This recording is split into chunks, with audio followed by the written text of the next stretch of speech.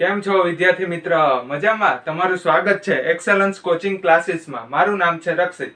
તો આજે આપણે બીજો લેક્ચર લઈને આવી રહ્યા છે. કયો લેક્ચર? બીજો લેક્ચર. કયા?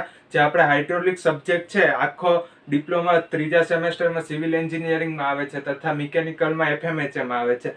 અને આખા સબ્જેક્ટના સિલેબસની આપણે વિડીયો સિરીઝ લેક્ચર મૂકવા જઈ રહ્યા છે. એનો આજે આપણે બીજો લેક્ચર, જે આપણું ફર્સ્ટ ચેપ્ટર છે ઇન્ટ્રોડક્શન ઓફ હાઇડ્રોલિક્સ અથવા તો ઇન્ટ્રોડક્શન, એનો બીજો લેક્ચર, મતલબ કે બીજા ટોપિકનો આજે આપણે લેક્ચર એના વિશે આજે ચર્ચા કરવાની છે. તો બીજો ટોપિક કયો છે? બીજો ટોપિક એ છે કે પ્રોપર્ટીઝ ઓફ ફ્લુઇડ. શું? Properties of fluid. એટલે એકચ્યુઅલી તમારા સિલેબસમાં બીજો ટોપિક તો ટાઈપ્સ ઓફ ફ્લુઇડ છે, પરંતુ આપણે ટાઈપ્સ ઓફ ફ્લુઇડ ભણીએ, ફ્લુઇડ એટલે તરલના પ્રકારો ભણીએ એ પહેલા જો આપણને તરલના ગુણધર્મ જ ના ખબર હોય તો એ તરલના પ્રકાર ભણ્યા કે ના ભણ્યા બધું સરખું જ થઈ જાય. એટલે તરલના પ્રકાર ભણતા પહેલા આપણને શું ખબર હોવી જોઈએ? તરલના ગુણધર્મ, એટલે કે પ્રોપર્ટીઝ ઓફ ફ્લુઇડ. ફ્લુઇડની પ્રોપર્ટીઝ ખબર હોવી જોઈએ. એટલે એનાથી આપણે ફ્લુઇડની પ્રોપર્ટીઝથી માહિતગાર હોઈએ તો આપણને ઓટોમેટિક એના પ્રકારો વિશે આપણને ખબર પડવા માંડે. બરાબર છે? તો આજના મતલબ કે ફ્લુઇડની પ્રોપર્ટીઝ તો બહુ બધી છે, 10-12 જેટલી પ્રોપર્ટીઝ છે ફ્લુઇડની. પણ એમાંથી આજના આપણે આ લેક્ચરમાં, બીજો જે લેક્ચર છે એમાં આપણે ફક્ત 4 જ પ્રોપર્ટીની વાત કરવાની છે. કેટલી? 4 પ્રોપર્ટી. બાકીની પ્રોપર્ટી એના પછીના લેક્ચરમાં કન્ટિન્યુ કરશું. બરાબર છે? તો ચાલો આજનો લેક્ચરની આપણે શરૂઆત કરીએ. પહેલી પ્રોપર્ટી કઈ છે? ઘનતા. કઈ છે? ઘનતા. ઘનતા એટલે શું કહેવાય ઇંગ્લિશમાં? ડેન્સિટી. શું કહેવાય? ડેન્સિટી. લગભગ આ તો આપણે સાંભળ્યું જ હશે, સ્કૂલમાં પણ ભણતા આપણે. શું? ઘનતા એટલે શું થયું? ડેન્સિટી. અથવા તો તમે એને શું બીજું નામ પણ કહી શકો. કઈ ઘનતા? દળ ઘનતા. કઈ? દળ ઘનતા. મતલબ કે માસ ડેન્સિટી.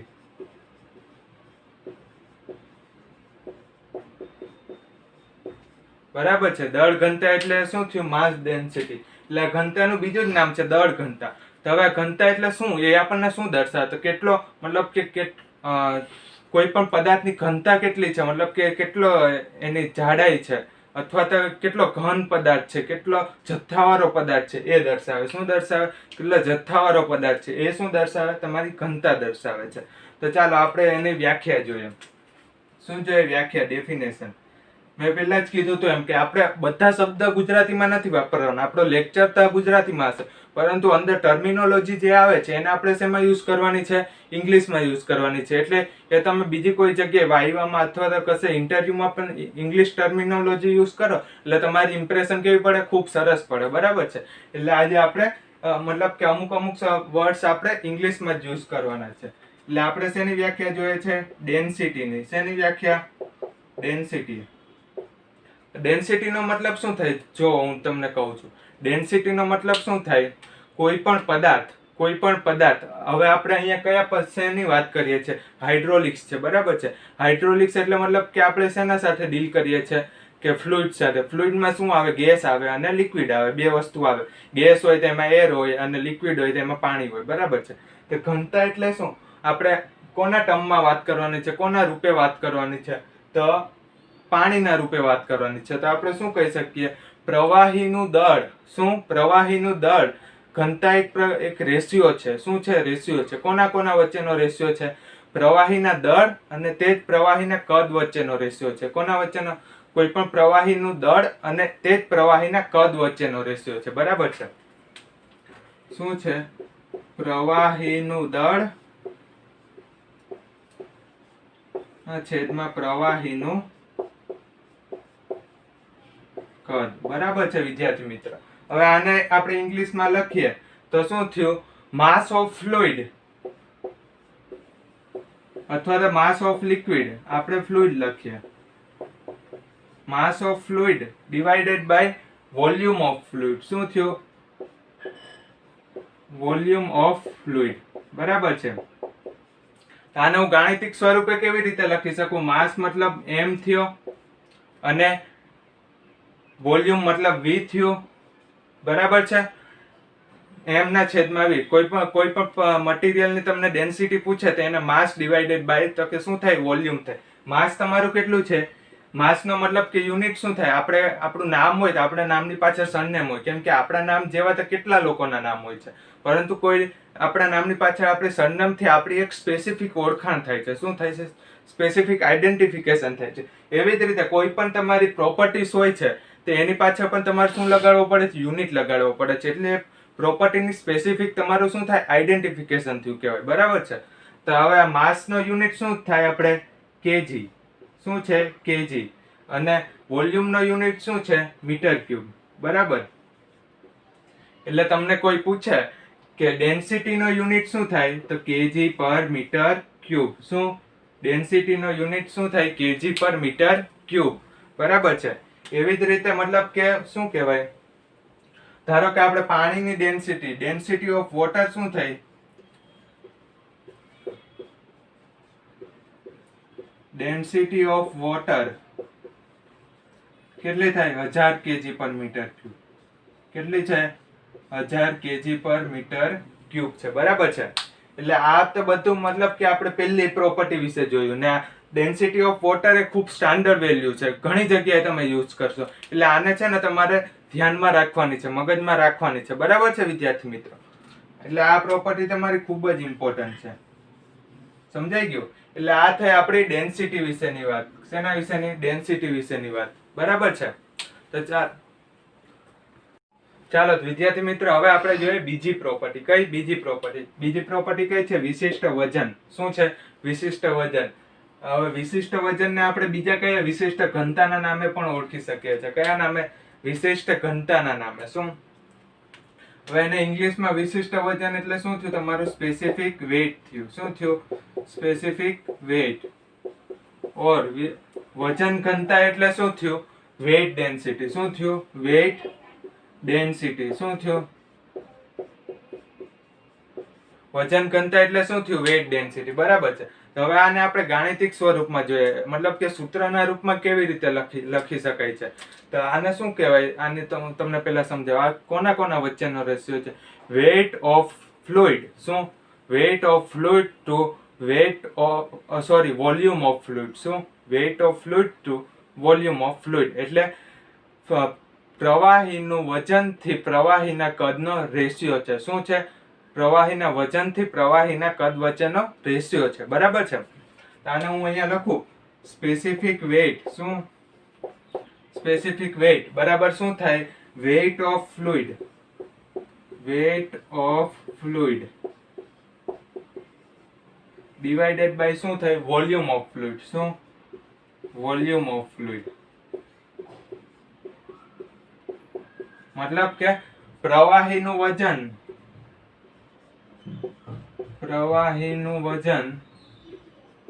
થી પ્રવાહીનું શું કદ આવે?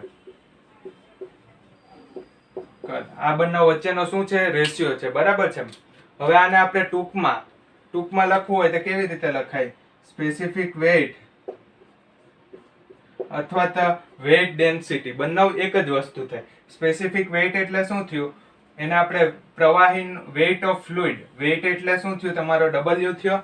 અને વોલ્યુમ ઓફ ફ્લુઇડ. વોલ્યુમ એટલે શું થયું? V થયું. બરાબર છે. આનો હવે આપણે એકમ જોઈએ. શું જોઈએ? એકમ, યુનિટ જોઈએ. વેઇટ એટલે આપણે વજનને શેમાં દર્શાવીએ? સામાન્ય રીતે ન્યૂટન અથવા તો કિલો ન્યૂટનમાં દર્શાવીએ છીએ. બરાબર છે. એટલે કિલો ન્યૂટન ના ડિવાઇડેડ બાય વોલ્યુમ એટલે શું? વોલ્યુમને આપણે મીટર ક્યુબમાં દર્શાવીએ.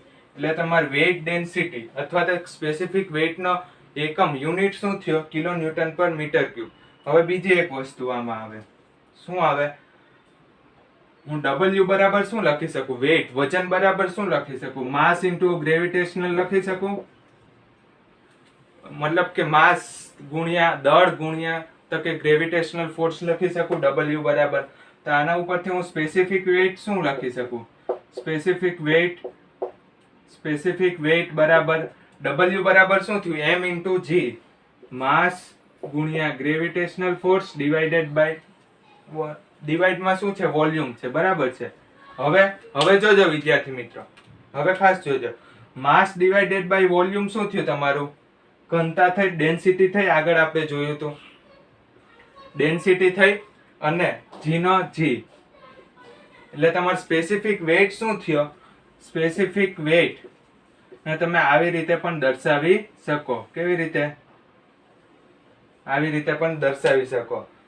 કોના બરાબર? સ્પેસિફિક વેઇટ બરાબર રો ઇન્ટુ જી. શું છે? રો ઇન્ટુ જી. હવે ઉભા રહ્યો, બીજી એક વસ્તુ તમને બતાવું. કઈ એક વસ્તુ છે? ધારો કે આપણે પાણીનો સ્પેસિફિક વેઇટ શોધવો હોય. કોનો? પાણીનો સ્પેસિફિક વેઇટ શોધવો હોય. વોટરનો સ્પેસિફિક વેઇટ અથવા તો વેટ ડેન્સિટી કેટલી થાય છે વોટરની?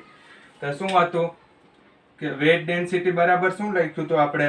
સ્પેસિફિક વેઇટ બરાબર શું લખ્યું હતું? રો ઇન્ટુ જી લખ્યું હતું આપણે. રો મતલબ કે ડેન્સિટી ગુણ્યા ગ્રેવિટેશનલ ફોર્સ. તો પાણીની ડેન્સિટી કેટલી છે? 1000 kg પર મીટર ક્યુબ છે. બરાબર છે. એના ગુણ્યા જી આપણો કેટલો હોય સામાન્ય રીતે? 9.81 હોય છે. શું હોય છે? 9.81. બરાબર છે. 9.81 ન્યૂટન પર મીટર ક્યુબ હોય છે. બરાબર. હવે આનો ગુણાકાર કરીએ આપણે, મલ્ટીપ્લાય કરીએ એટલે આપણને શું મળે?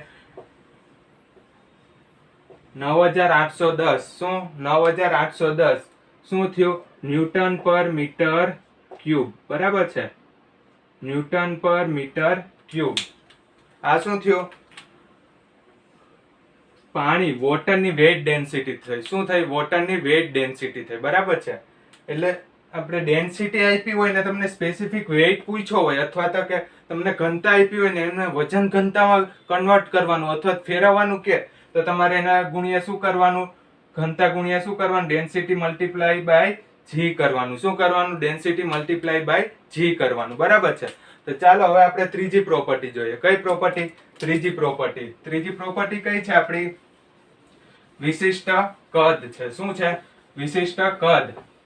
મતલબ કે એને આપણે શું કહીએ છીએ કે સ્પેસિફિક વોલ્યુમ કહીએ છીએ. કયા નામથી ઓળખીએ છીએ એને આપણે? Specific volume. બરાબર છે. થર્ડ શું છે? વિશિષ્ટ કદ. વિશિષ્ટ કદ એને આપણે શું કહીએ છીએ? Specific volume. બરાબર છે. હવે સ્પેસિફિક વોલ્યુમ શું છે? હવે ધ્યાન રાખજો વિદ્યાર્થી મિત્ર. અહીંયા સ્પેસિફિક વોલ્યુમ એ કોના વચ્ચેનો રેશિયો છે? બરાબર છે.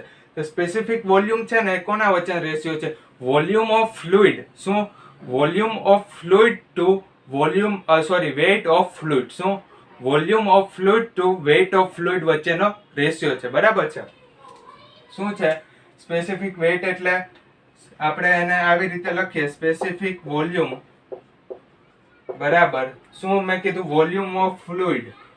શું છે? Volume of fluid. બરાબર છે. એનાથી વેઇટ ઓફ ફ્લુઇડ નો રેશિયો છે. શું? Weight of fluid. એટલે પ્રવાહીનું કદ. શું થયું? પ્રવાહીનું કદ ના છેદમાં પ્રવાહીનું વજન. બરાબર છે. હવે હું સ્પેસિફિક વોલ્યુમ ને કેવી રીતે લખી શકું? વોલ્યુમ મતલબ વી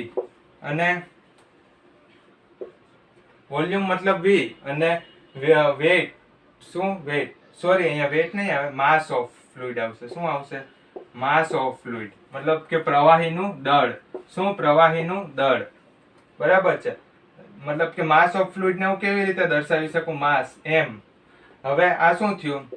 અને 1/ρ લખાય, 1/. ઘનતા લખાય. કેવી રીતે લખાય એ બતાવું. ચાલો, 1/. ઘનતા કેવી રીતે લખાય? આવું તો લખાયું.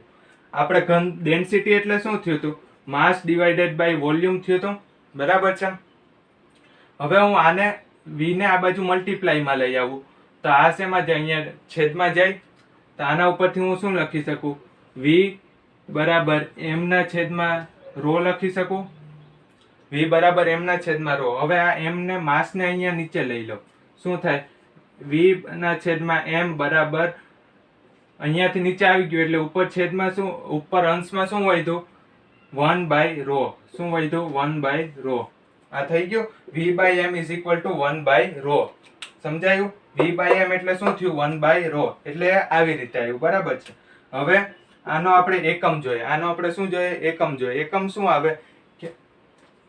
મીટર ક્યુબ પર કિલો ન્યૂટન. શું આવે? મીટર ક્યુબ પર કેજી. સોરી, શું આવે? મીટર ક્યુબ પર કેજી આવે. બરાબર છે. એ કેવી રીતે મીટર ક્યુબ પર કેજી આવે? રો નો આપણે એકમ શું હતો? મતલબ કે આ મીટર ક્યુબ થયું અને આ શું થયું? કેજી થયું. બરાબર છે? આવી રીતે આવે. શું આવે? મીટર ક્યુબ પર કેજી આવે. બરાબર છે? તો ચાલો વિદ્યાર્થી મિત્રો, હવે આપણે કઈ પ્રોપર્ટી છે? ચોથી. આ પણ થઈ ગઈ આપણી વિશિષ્ટ કદ પણ જોવાઈ ગયું. હવે કઈ આવી? વિશિષ્ટ ઘનતા. શું આવી? વિશિષ્ટ ઘનતા. બહુ જ ઇમ્પોર્ટન્ટ પ્રોપર્ટી. વિશિષ્ટ ઘનતા એટલે શું? Specific gravity. શું? Specific gravity. બરાબર છે? ખૂબ જ ઇમ્પોર્ટન્ટ પ્રોપર્ટી છે. કઈ છે? ખૂબ જ ઇમ્પોર્ટન્ટ. શું છે? વિશિષ્ટ ઘનતા.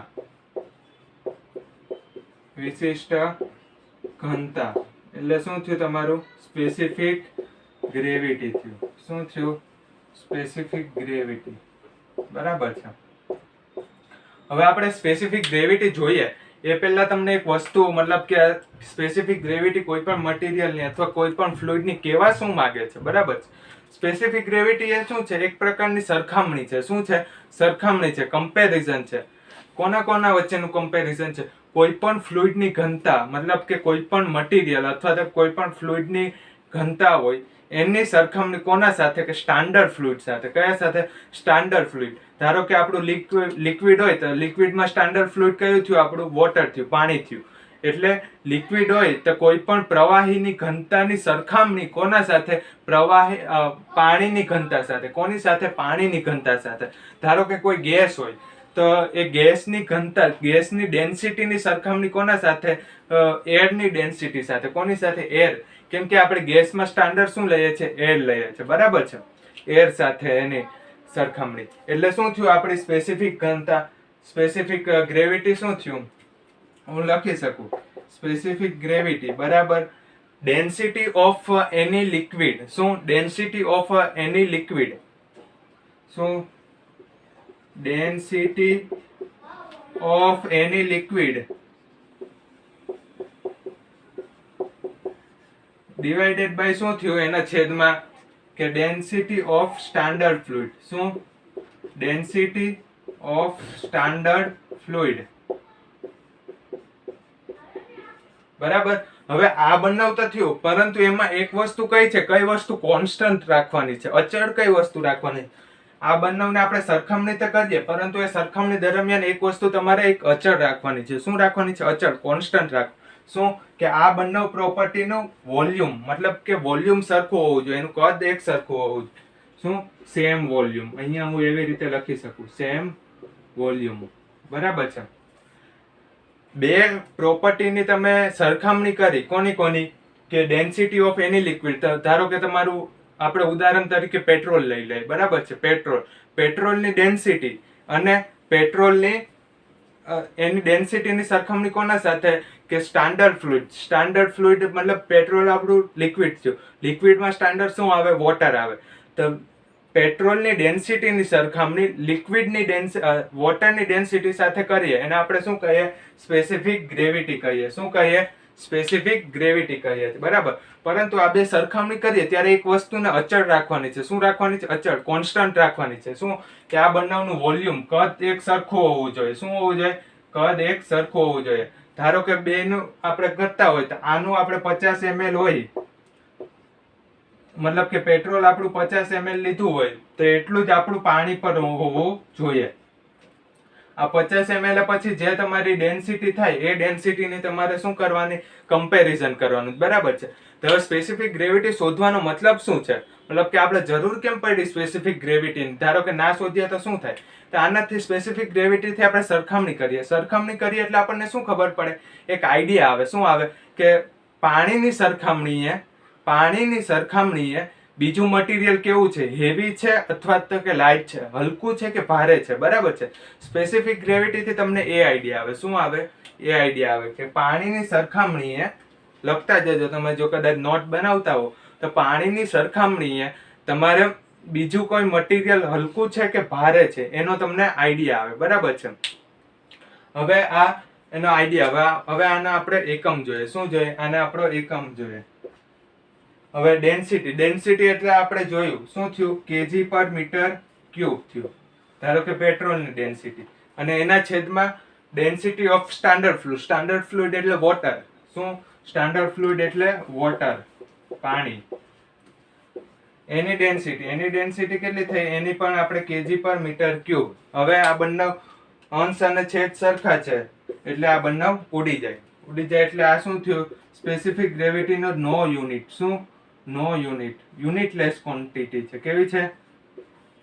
યુનિટલેસ. એનો કોઈ પણ એકમ જ નથી સ્પેસિફિક ગ્રેવિટીનો. બરાબર છે. હવે પછી આના ઉપરથી એક બીજી વસ્તુ ખ્યાલ આવે. શું આવે? બીજી વસ્તુ ખ્યાલ આવે કે તમારે ધારો કે સ્પેસિફિક ગ્રેવિટી વોટરની કેટલી છે?